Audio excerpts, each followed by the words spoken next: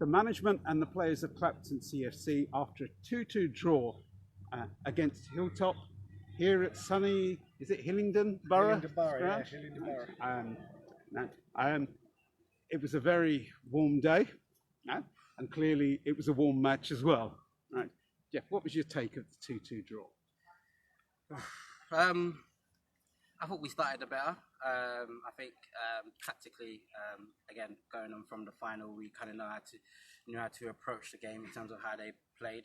I thought in midfield we matched them in terms of tactically trying to stop them from playing, and obviously we were playing from the back, even though we were, it was rolling downhill, so it was difficult to start with. But I thought we had the better of the chances to start with. Then slowly and surely, I think obviously the conditions today came into it. I think both teams started to tire, so then the game started to become a bit niggly. The ball was bouncing about. No one's really keeping possession of it, and then I think we conceded probably at the wrong time, I reckon, because we was in the ascendancy. So that kind of changed the game a little bit. Second half, well, not much really happened, obviously, besides. We'll come to that moment. Yeah, but as I said, not really much. You just thought one bit of quality from either team was going to kind of do it, but we got it, but obviously in controversial kind of circumstances. But we feel we could have just done a little bit more. I felt if we kind of pushed onto that, maybe that fifth gear, or just a little bit of quality in the final, I think we could have shaded it, because I didn't really see them scoring. Stu, they came off as though they had gained a point. Yep. And we came off as though we'd lost 2 points. What was your reading? No, exactly. Yeah, they played for a draw from about 15 minutes ago, I think. So that's a compliment to our lads, for sure. Me and Jeff were screaming to go forward on the sideline. Like Jeff said, I think we would have pushed on a little bit more. We could have definitely stuck one at the end. We had plenty of chances, in fairness, to kill off the game. But for whatever reason, whether it's a pitch, the heat, you'll be able to tell a bit more about the heat. But this is definitely a bobbly pitch to look at the goal line. So nothing was really sticking, and it was hot out there, and the lads were tiring a bit. But yeah, I'm personally disappointed we didn't come away with a victory, which sets us good, I think, for the rest of the season. Because if we're disappointed here, then with a draw away to a fairly good team, then yeah, we need to push on against others, and we're definitely looking forward to getting them back to our place for sure, and for many reasons. So yeah, Jack, 2 goals conceded. And obviously, kind of, one of those goals you're not particularly happy with, but we'll come to that in a little bit, right? How was your reading in terms of kind of, it was again another defence, right? And you were playing 2 kind of defensive midfielders in front as well, right? How did you rate your own performance and the performance of the guys in front of you? It's the second time you've asked me to rate my own performance now. Yeah, I mean, if you come off and you concede 2, you're not going to be happy about it. But I think it's my first game for 4 weeks. I was injured against Wivenhoe, and slowly but surely coming back into it. So it's coming. I think I did well with some of the saves that I made as well, and distribution coming back from a knee injury is pretty difficult. Just I think it's more confidence than anything else. But I think I was confident enough, and yeah, I think my performance was up there. I think so. Yeah. So you were happy with your distribution from the back, because we were playing at the back, and then we kind of changed the thing, and you could hear some of the fans saying, kind of, down the middle, down the middle. Right? All right. In terms of kind of distribution and mixing it, you were happy with that? Yeah, I mean, we can do both really. I think sometimes the pitch flat to deceive really. So when you're playing the ball short, it would sort of bobble up a little bit. So and if somebody's chasing down, we can do both. We can play it short, but then I obviously trust myself enough to go along and find a pass as well. No problem with doing either ends of the game. Yeah. Yep. Jeff, there were a lot of changes in the side today. Right? I mean, we counted several kind of players who weren't here last season on the pitch. Right? What's the kind of the thinking around this? Is it availability, or is it kind of tactics? Or? I think more availability, and that's why we felt strengthening the squad was very important today. I think last season, if we played here, we probably wouldn't have had the bodies, or still obviously on the sideline wouldn't have had the options of making the changes that we were able to today. So a lot of it was down to availability, which obviously is out of our hands. It's not much you can do there, but I trust the squad that we had today, to come here and get a result. And I think a few teams will struggle coming here because obviously they play good football and they use the pitch. They try to use the pitch to their advantage. So we will keep obviously strengthening here and there a few positions, making sure that we can at least, I think, the league as it stands, I think no one's really running away with it, so to speak. I think everyone's kind of beating everyone, so there's no real clear team, I'll say outstanding team. So if we can put a run together, there's no reason why we can't, come Christmas if we're within touching distance for the league. Stu, in terms of their tactics, compared to the final, they went narrow. They didn't use their wing. They tried to use their wingers at the beginning, and then they went narrow. Was that tactical on their side, or was it the fact that they weren't making progress down the wings? No, I think Jeff had a plan to start us narrow, because we've got these two outlets on the wings all the time, and we tucked in.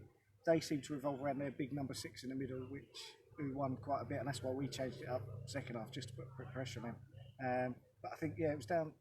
We were getting around them too easy, so they just sort of stuck.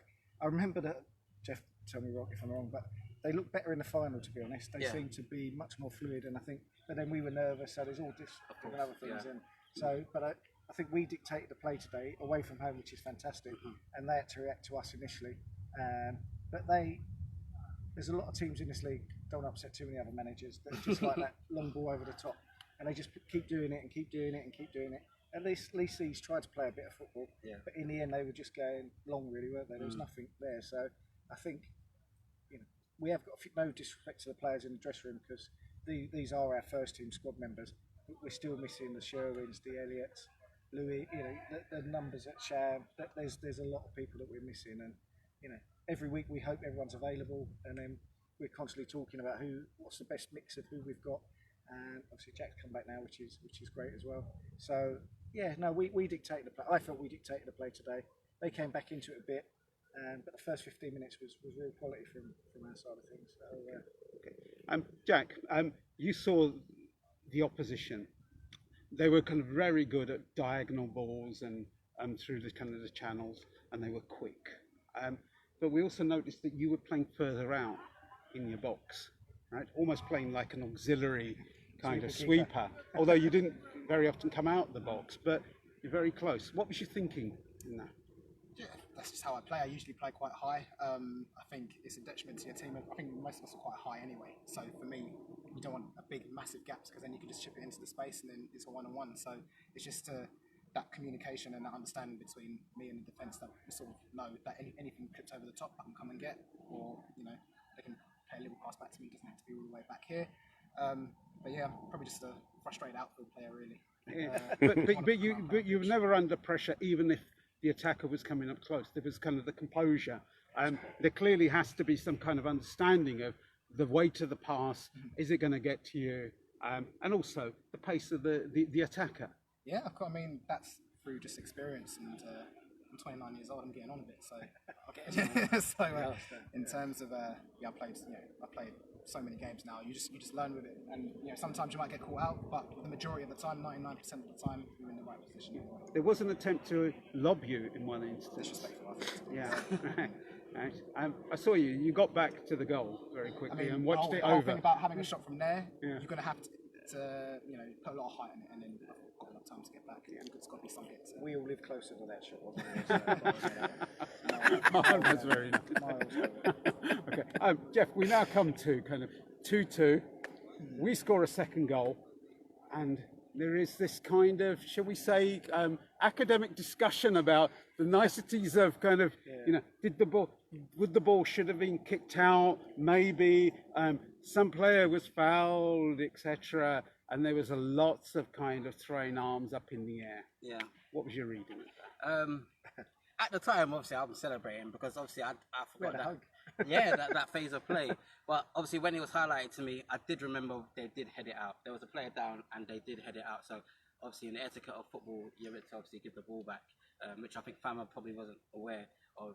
And then that's how we ended up, obviously Prince scoring. So the right thing to do, is to obviously let them score, because you would like to think, roles reverse, and I don't think we have any animosity towards Hilltop. I think they've been very welcoming since we've got here.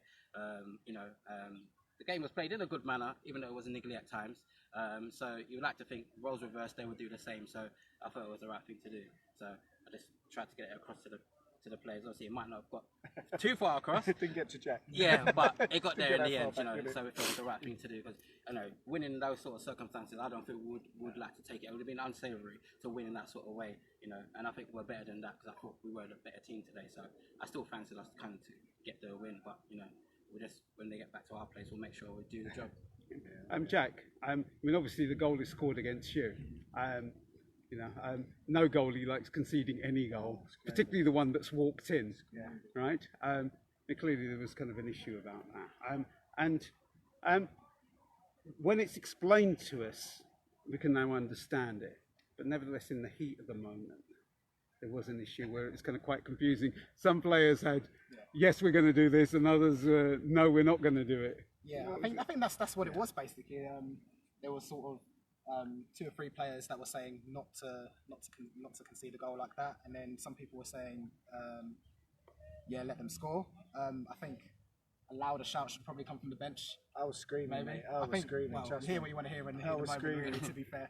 throat's gone. I mean, yeah, at the end of the day, I mean, it's the correct decision, to be fair. The only reason why we were sort of playing on a little bit is because usually when you let a team score, they just go straight up the middle and start scoring. But the first pass was backwards, and then they started playing it around. So I thought, They continued to play. They continued to play football as if it was, you know, as if it was 2-1, and we weren't going to give the ball back. So That was the that's what key. confusion They was. continued to play. Yeah. They didn't decide to kick it out again. Yeah.